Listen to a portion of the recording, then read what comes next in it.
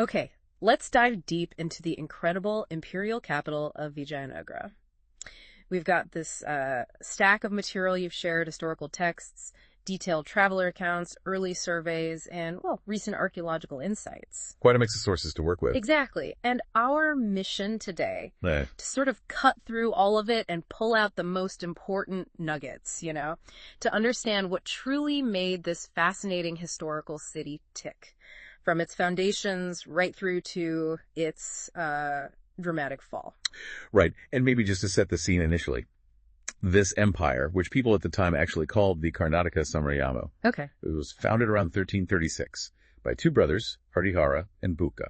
And it wasn't small. It was a vast, diverse place, people speaking different languages, following different religious traditions. That scale is, hard to grasp right away. It's interesting, too, thinking about the first people who really tried to systematically understand this huge site. Like Colin Mackenzie. Exactly, Colin Mackenzie. Became the first surveyor general of India. He visited way back in 1800, long before modern archaeology as we know it. And his goal was? Well, it seems he was driven by this mission to collect local histories and survey the ruins, fundamentally to understand India's past. But also, kind of pragmatically, he believed this knowledge would help him govern the colony better. Right. A striking blend of motives there. Scholarly curiosity and colonial administration. Yeah. It really highlights that shift towards more, let's say, structured ways of studying the past, even with those other motivations mixed in. Absolutely. And his work, combining those local stories with actual surveying, it laid some really crucial groundwork. So let's jump into the heart of it then. This wasn't some isolated kingdom, was it?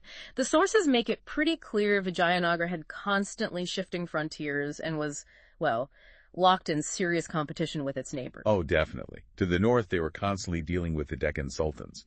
And it's fascinating, isn't it, that Vijayanagara traditions actually called them Ashvapati. Ashvapati, meaning? Lord of horses. And then, to the east, they competed with the Gajapati rulers of Orissa, literally Lord of Elephants. Wow, so those names tell you immediately what they saw as the main military strengths of their rivals, horses and elephants. Precisely. And the competition wasn't just for prestige. It was for very tangible things. Fertile river valleys, crucial for agriculture, and control over those lucrative overseas trade routes. But all this intense interaction, it wasn't just about conflict, right? You mentioned it also led to some maybe surprising exchanges of ideas. It really did, especially in architecture. The rulers of Vijayanagara, the Rayas, they weren't shy about borrowing concepts, building techniques, even from rivals like the Sultanates. Okay. And then they'd adapt them, develop them into their own unique style. It's also key to remember they weren't building on, empty land. Right, there was history there already. Exactly. The areas they took over had seen powerful states before, like the Cholas and the Hoysalas, famous for their, elaborate temple building. The Vijayanagara rulers consciously built on these established traditions, pouring patronage into existing temples and building impressive new ones. Okay, let's pick up on those names again. Lord of Horses, Lord of Elephants. That immediately makes you think about the economy, doesn't it? What was needed to fuel this empire's power? It points right to it. That focus on Ashvapati for the Deccan sultans, it underscores just how critical effective cavalry was for warfare in this period. Right, cavalry needs horses, lots of them. Which meant importing them. They weren't locally available in sufficient quality or quantity. From where? Places like Arabia, Central Asia. And this trade, very lucrative, was initially handled by Arab traders. But pretty soon, local merchant groups, known as Kudurai Kedis, literally horse merchants, became really vital players in this network. And then you have this other major event, the arrival of the Portuguese. West Coast, 1498. How did they change things? Their arrival was, significant. They didn't just set up trading posts, you see. They established military stations, too. So force projection from the start. Exactly. And they brought something new to the table, superior military technology, particularly muskets. Which must have given them considerable leverage. It did. It allowed them to exert quite a bit of influence in the complex politics of the region, sometimes tipping the scales in alliances and conflicts. Beyond just horses and military tech, Vijayanagara was also a major hub for other kinds of trade, wasn't it? Oh, absolutely. Renowned for its markets. Spices, textiles, and especially precious stones. Trade wasn't just about necessities. It was, a mark of status. The city clearly had a wealthy population demanding high value, often exotic goods. And the money from this trade must have been crucial for the state.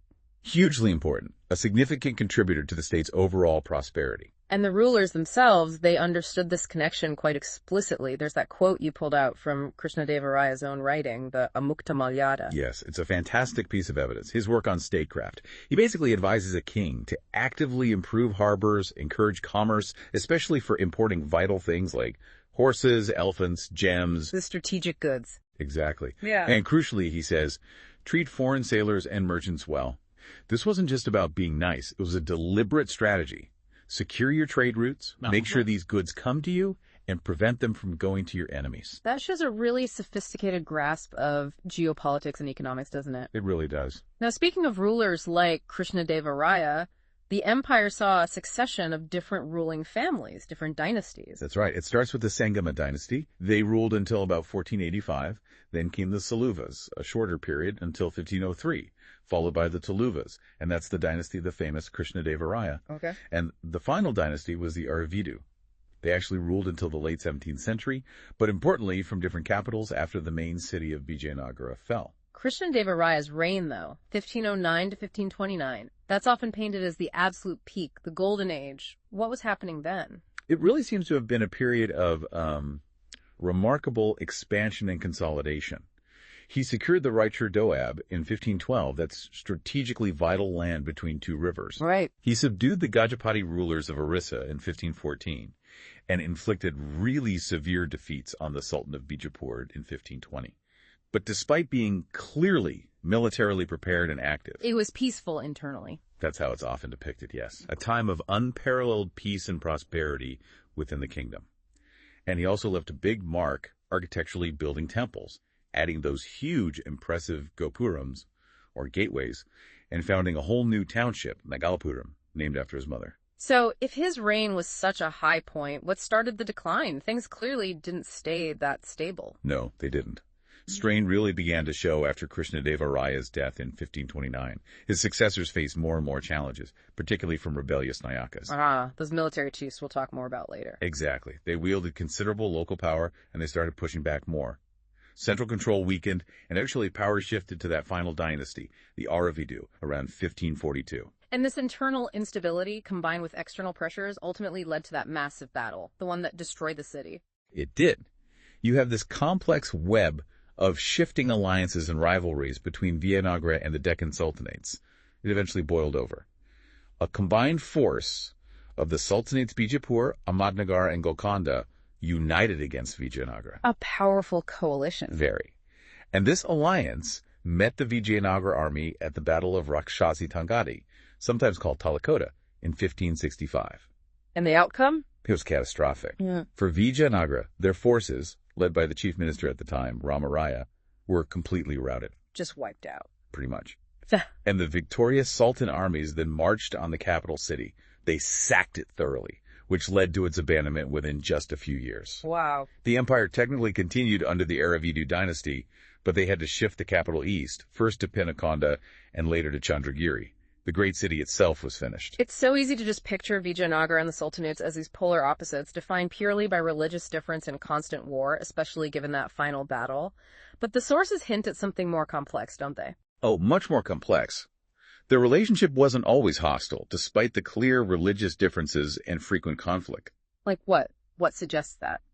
Well, for instance, you see Krishnadeva Raya actually supporting claimants to power within the Sultanates at times, helping install rulers he thought might be favorable, or at least stable. Okay, that's interesting. Meddling in their politics. Right. And he even used this title, establisher of the Yavana kingdom. Yavana was a Sanskrit term, often used for peoples from the northwest, including those associated with the Sultanates. It's a curious title for him to claim. It is. And did it go the other way? Did the Sultans ever intervene in Vijayanagara? Yes.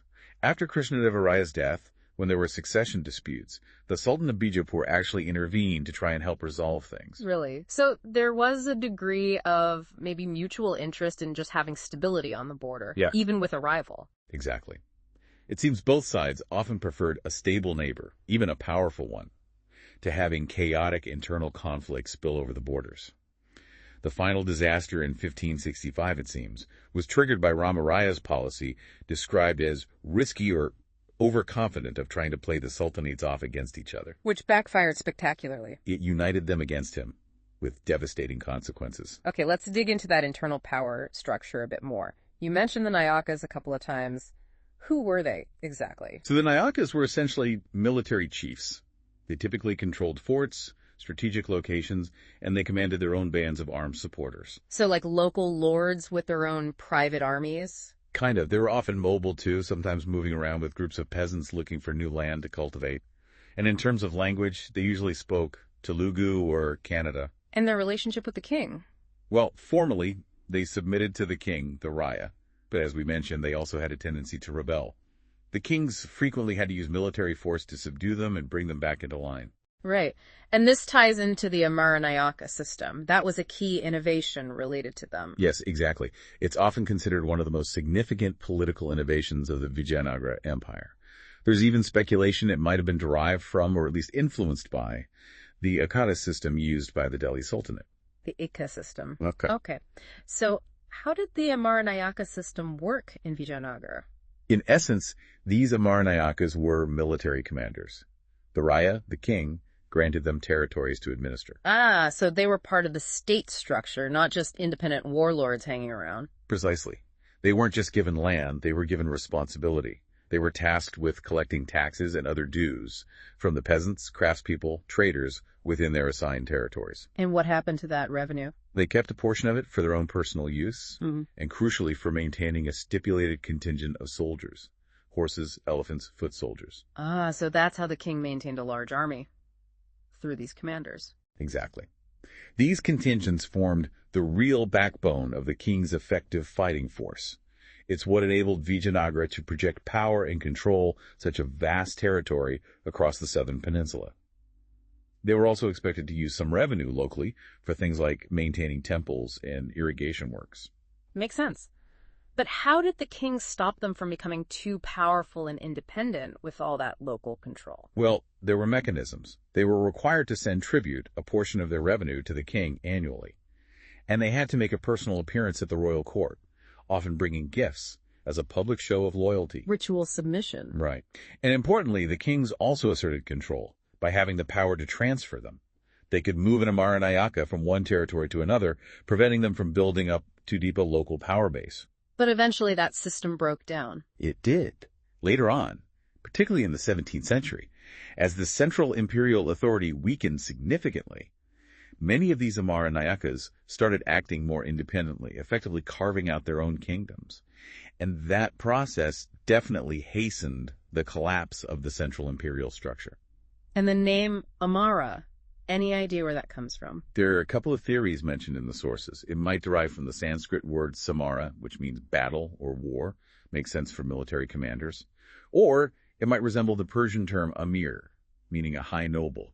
It's not entirely certain. Okay, let's shift gears now and talk about the city itself, Vijayanagara, the capital. What was its physical layout like? The sources must describe it. Oh, they do, and it was incredibly distinctive. Travelers like Domingo Pais, who we mentioned earlier, they were just struck by its scale and its beauty. What did Pais say? He described it as being comparable in size to Rome, which is saying something. He noted groves of trees, intricate water conduits, even lakes inside the city walls. He even mentions the king having this beautiful garden near his palace, full of palm trees and other fruit trees. Lakes inside the walls. Given the location, you mentioned it's a pretty arid zone. Managing water must have been a massive undertaking. A logistical marvel, really. Absolutely paramount. Yeah. The location itself was strategic in the Tungabhadra River basin, naturally protected by these impressive granite hills all around. But yes, water required serious engineering. How did they manage it? They built these elaborate systems. Embankments were constructed across streams flowing down from the hills, creating massive reservoirs to store rainwater runoff. The Kamalapuram tank is a famous example dating from the early 15th century. And what did that supply? It did double duty. It irrigated nearby agricultural fields, but also, crucially, supplied water to the royal center via a specially constructed channel. And they tapped the main river, too, the Tungabhadra. Yes, with a major canal called the Hiriya Canal. This drew water from a dam built across the river, actually constructed way back by the first dynasty, the Sangamas.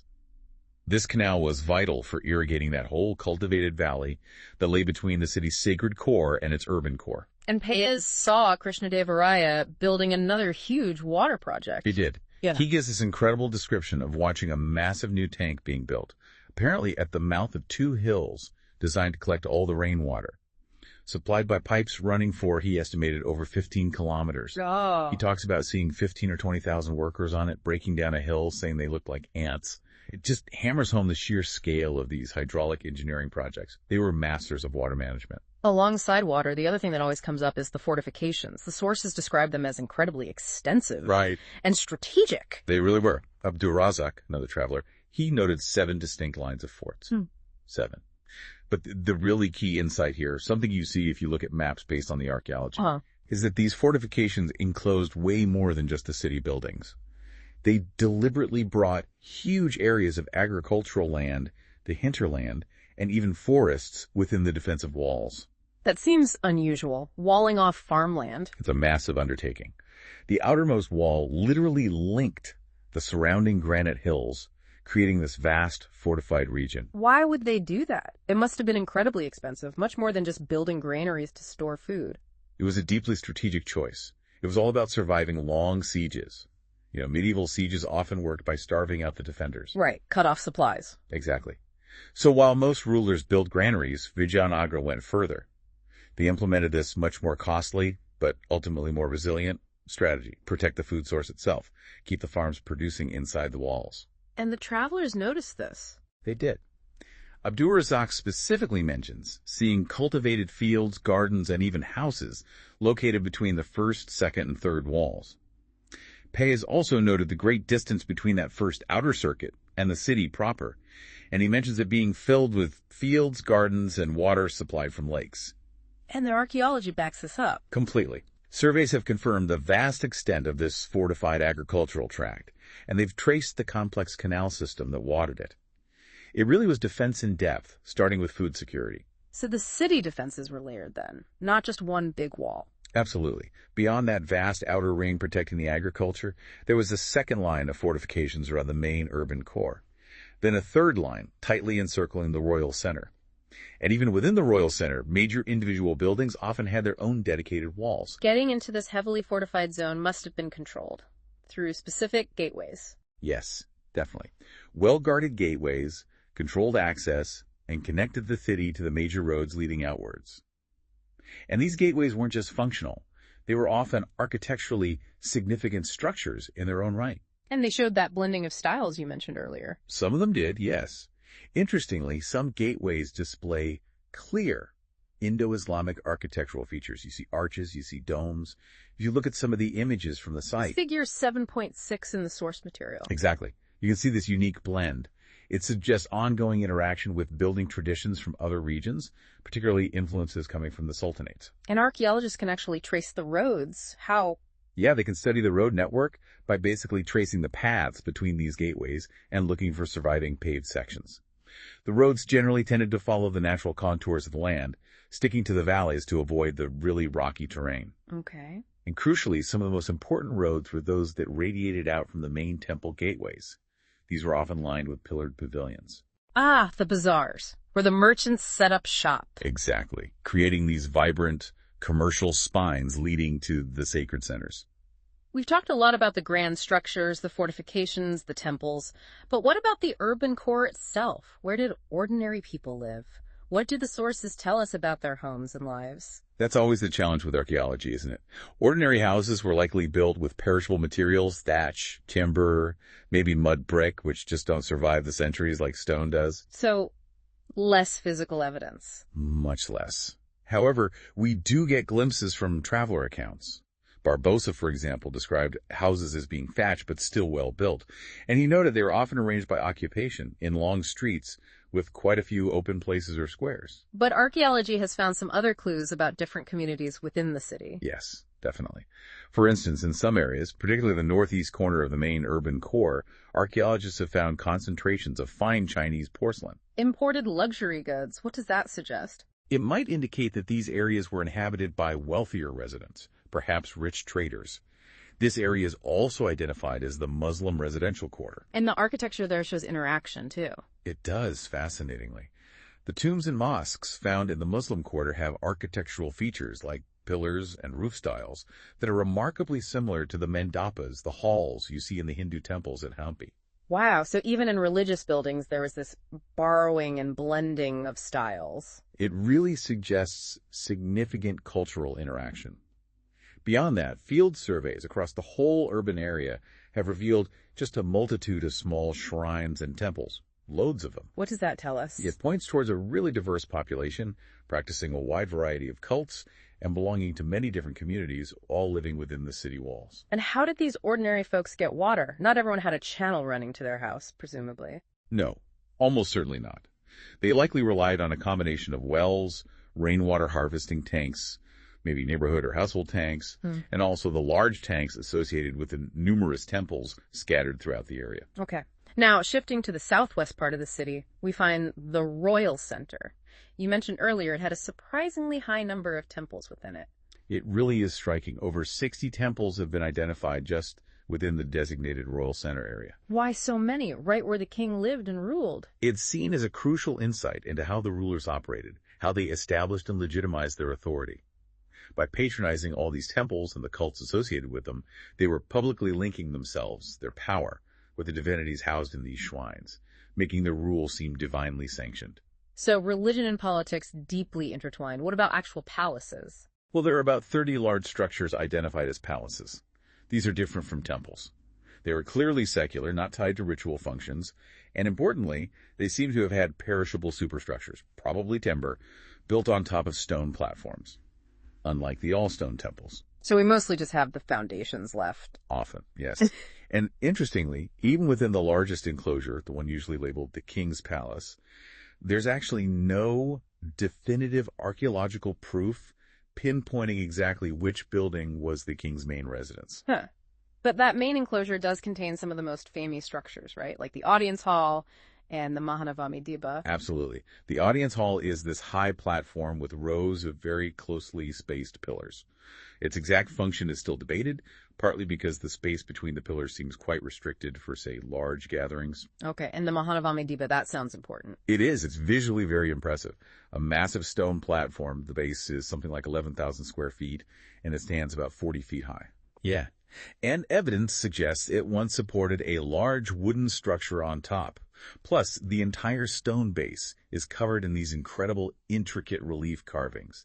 Lots of scenes depicted. And this platform is connected to a major festival. Very strongly connected. It's associated with the Mahanavami festival, also known as Navaratri or Dussehra, celebrated in the autumn.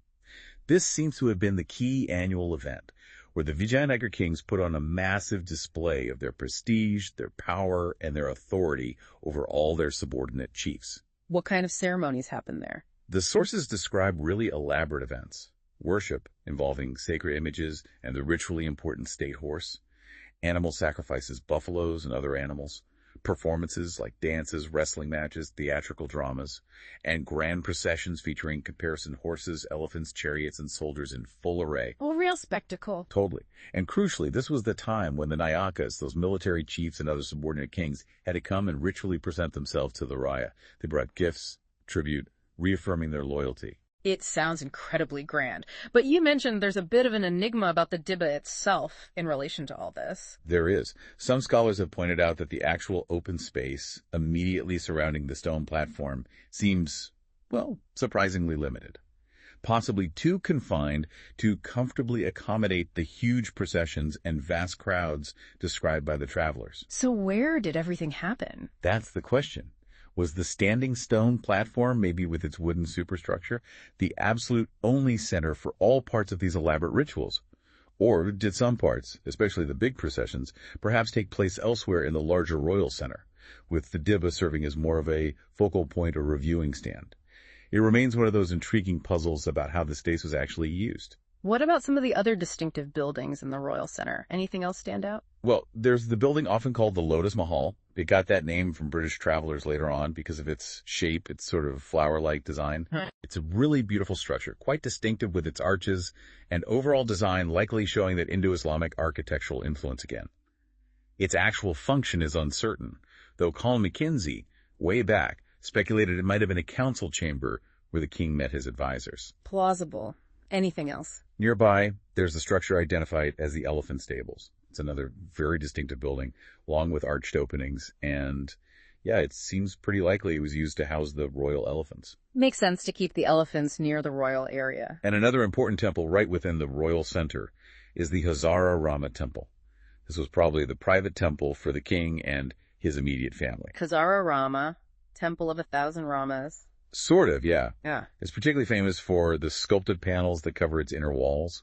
They depict scene after scene from the great epic, the Ramayana, but also other things, dancers, processions of horses and elephants, really detailed narrative art right there in the king's personal worship space. Okay, so we've covered the royal center.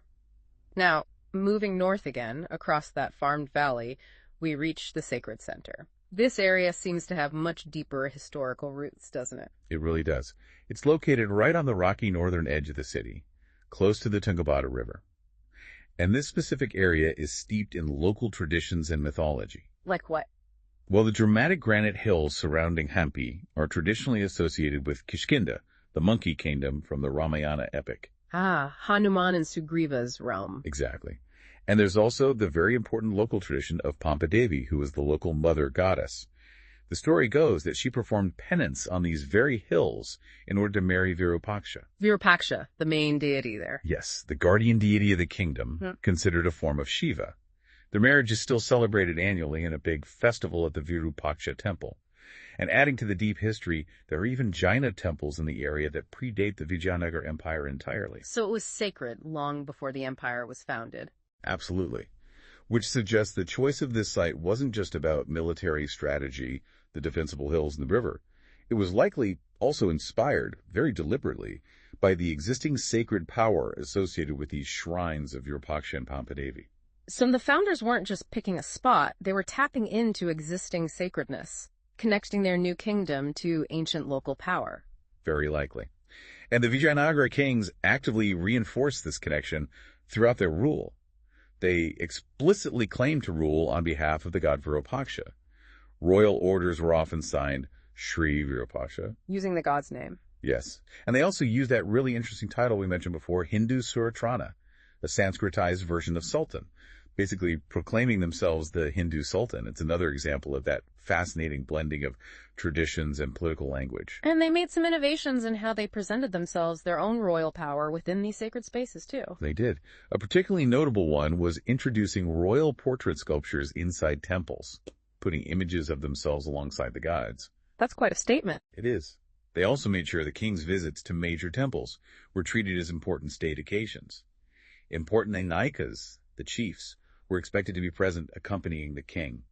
It strategically integrated their political hierarchy and authority directly into the sacred landscape and its rituals. Let's talk about the temple architecture itself in the sacred center. The Vijayanagara period saw some really dramatic changes, didn't it? Especially in scale. Absolutely. One of the most visually striking developments, something you really associate with Vijayanagara, is the Raya Gopurams, the royal gateways. These are the huge towers at the entrance. Exactly. Immense structures. They often completely dwarf the actual towers over the main central shrine of the temple. If you look at pictures or diagrams. Like figures 7.7 or 7.3 again. Yes. You can see how these colossal gateways serve as really powerful, unmissable markers of imperial authority. They were designed to be visible from miles away, signaling the king's presence and patronage. And the Virupaksha temple itself is a good example of this layered history and expansion. It's a prime example. Parts of it date way back, maybe 9th or 10th century, but it was substantially enlarged by the Vijayanagara kings over time. Krishnadeva, for instance, built that large pillared hall directly in front of the main shrine, specifically to commemorate his accession to the throne. And he also added the imposing Eastern Gopuram. These huge additions actually make the original, much older central shrine seem relatively small within the vast complex it became. These large temple halls, the mandapas, what were they actually used for, beyond just providing space? They served multiple functions, often quite specific ones, beyond just general worship. Some were designed to house images of deities, places they could witness performances, music, dance, drama held for their entertainment. Okay. Others were built specifically for celebrating the symbolic ritual marriages of the temple deities. These are called Kalyana Mandapas. Yeah. Figure 7.22 in the material shows one. Or sometimes for deities to be ceremonially swung in special swing pavilions, like in figure 7.25. So they needed different spaces for different divine activities. Precisely. And it's worth noting They often use special movable images of the deities for these festive occasions, distinct from the main immovable image housed in the central sanctum, the Garbhagriha. That makes sense. And the Vathala temple is another major one in the sacred center. Yes, the Vathala temple is crucial. Its principal deity, Vathala, is actually a form of Vishnu who is particularly worshipped in Maharashtra. So a god from another region being prominently worshipped here. Exactly. It really shows the empire's capacity to absorb and integrate different regional traditions into its broader imperial culture. The Vathala temple also features multiple impressive halls and, famously, a unique shrine designed in the shape of a stone chariot. Figure 7.24 shows that iconic chariot shrine. And connecting these grand temples to the wider city, you mentioned those chariot streets earlier. That's right. These streets extended out, usually in a straight line, directly from the main temple gopurams. They were properly paved with stone slabs, and lined on either side with those characteristic pillared pavilions or platforms. Where merchants set up their shops, the temple bazaars again. Exactly, creating these bustling commercial arteries directly linked to the sacred complexes. And it wasn't just the kings, the Nayakas, those powerful chiefs, also continued and even elaborated on these temple-building traditions. Some of the most spectacular gopurams you see were actually built by them, perhaps competing in piety or prestige. Figure 7.26 shows a great example of one of these later, possibly Nayaka-built, gateways. So we have this incredibly complex city, layers of history, different types of structures abandoned centuries ago. How do we even go about understanding a place like this? What have been the key approaches to studying Vijayanagara over the years? Well, it's really been a long process, spanning centuries and combining lots of different methods. It started way back with those early surveys like Colin Mackenzie's in the 1800s, just trying to map things out. Right, Mackenzie again. Then came crucial documentation efforts, like Alexander Greenlaw's photographs in 1856. These are incredibly valuable, detailed visual records from relatively early on, before too much more deterioration or alteration happened. Photos are key. What else? Textual evidence. J.F. Fleet started meticulously documenting all the inscriptions found at the site from 1876 onwards. These inscriptions provide dates, names, details about patronage, events. Absolutely vital. And then formal protection and conservation? Yes. Official conservation efforts really began with John Marshall around 1902, and that long process eventually led to Vijayanagara, Hampi, being declared a UNESCO World Heritage Site in 1986, recognizing its global importance. And the more recent archaeological work, the mapping sounds incredibly detailed, almost microscopic. It is. Modern archaeology here involves this incredibly painstaking process. They divide the vast site, and it is vast, into a grid of large squares. Then they repeatedly subdivide each square into smaller and smaller units. Like zooming in on a map. Exactly, allowing for really meticulous, detailed documentation of every feature found within each tiny square. Figure 7.27, 7.28, 7.29 in the source material illustrate this kind of grid system and detailed mapping. And what does this level of detail reveal? Well, these intensive surveys have documented literally thousands of structures. Everything from tiny shrines and the foundations of residences right up to the huge temples and palaces. And crucially, they've also uncovered traces of the infrastructure, the roads, the paths, the bazaars. Often all that's left is patterns of pillar bases or raised platforms. The footprints of vanished buildings. Precisely. The stone parts remain, hinting at the perishable structures, timber posts, thatched roofs that are long gone. Researchers like John Friss and Jordan Mitchell, who worked extensively there, really emphasize how we have to combine these archaeological finds with the descriptions from the travelers, like Pays or Nunes, to try and mentally reconstruct those vanished wooden elements and imagine the vibrant life that filled these stone skeletons. So bringing all these different threads together, the archaeology, the traveler accounts, the inscriptions, the literature like Krishnadeva Raya's own writing, what does it ultimately allow us to understand about Vijayanagara? Well, the surviving buildings themselves tell us a lot. They give insights into how space was organized, the construction techniques they used, the materials available. For instance, those massive mortarless stone walls of the fortifications held together by carefully cut, wedge-shaped stones that tells you about their defensive priorities and their masonry skills. Right. And comparing architectural styles, like spotting those Indo-Islamic arches and domes we saw in that gateway picture. That helps us trace the spread of ideas, cultural influences, the interactions between regions. Buildings inherently project ideas, don't they? The messages the builders or the patrons, like the kings or Nayakas, wanted to convey, they used symbols, And we try to read those symbols. Exactly. By combining the physical architectural evidence with what we know from the texts, the inscriptions, the local traditions, we can start to interpret those symbols and understand the intentions behind the structures. But clearly there must be limits. What can't we learn just from the stones and the ruins and the texts? Oh, significant limitations. Absolutely. The buildings, the inscriptions, they primarily reflect the world of the powerful, the concerns of the rulers, the elites, the religious institutions. They don't automatically capture the full thoughts, the day-to-day experiences, the beliefs of the vast majority of ordinary people who lived and worked there. Their voices are largely missing. To a large extent, yes. We don't really know, for instance, how much access ordinary residents had to the Grand Royal Center or the main sacred areas, or how they actually interacted with all the sculptures we see. Did they just walk past? Did they understand the complex stories from the Ramayana depicted on the Hazar Rama temple? Did they have their own interpretations? And there's still so many questions about the practicalities of construction itself. Who possessed the specialized engineering and architectural knowledge? Were there written plans, blueprints? Where did the thousands, maybe tens of thousands of laborers come from? What were their wages, their working conditions? How was all that labor supervised? And just think about transporting the sheer volume of materials, stone, timber, across such vast distances. Yeah, the logistics are mind-boggling. Answering those kinds of questions requires really careful, critical combination and cross-referencing of every scrap of information we can get from all the different types of sources. And sometimes, even when we have different sources talking about the same thing or the same person, they give us quite different perspectives, don't they? Like with Krishnadeva Raya himself. That's a perfect example. You can go and see his portrait sculpture, placed prominently on the Gopuram of the temple at Chidambaram, far south of Vijayanagara. That's clearly how he wanted to be seen, or how his successors wanted him remembered, a powerful, pious ruler forever associated with the divine. A political statement in stone. Definitely. But then you contrast that with Domingo Pace's very direct physical description of the man himself, of medium height and a fair complexion and good figure, rather fat than thin. He has on his face signs of smallpox. Much more human, less idealized. Exactly.